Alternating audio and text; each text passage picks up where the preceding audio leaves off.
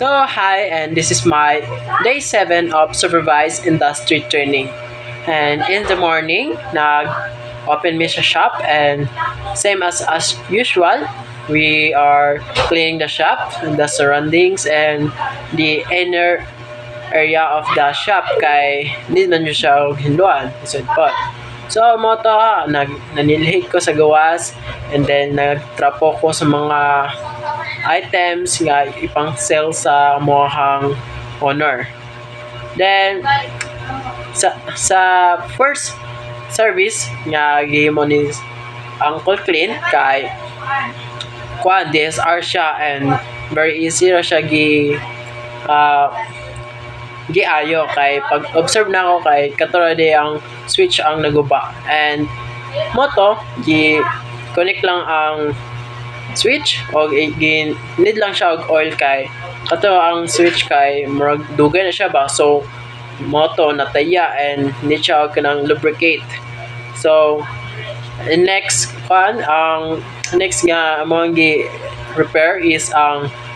TV but suddenly ang kato nga TV kay ang brand niya is Samsung pero lisod jud siya kanang ayuhon and dili po siya madali-dali kay need siya og kanang components bitaw ang iyang LC1 ug LC2 kay amo na gi-cover but still wala gyapon siya ng work and ang gubag ato is ang panel matud pa ni Kuya Jun and Kuya Clint dili na daw madala kay feel nila nga gubaan na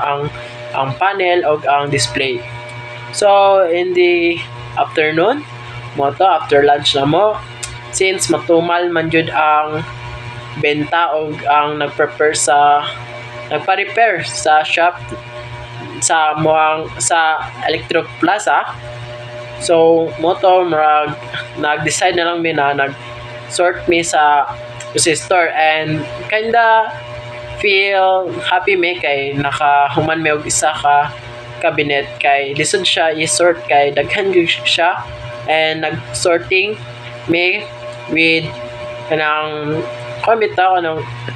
gi-arrange jud siya tarong and with label na puto siya and while nag-sorting me kay lisod siya kay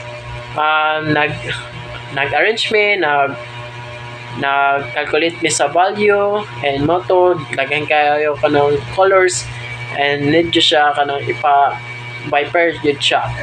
so moto mga dugay-dugay jud mi na man og sort so after the last time nga mag-out na mi kay naman na jud mi and also gipa-snack pod mi sa technician amo si Kuya Joseph and Dudley mabusog pod mi and nanguli na pod mi so that's all.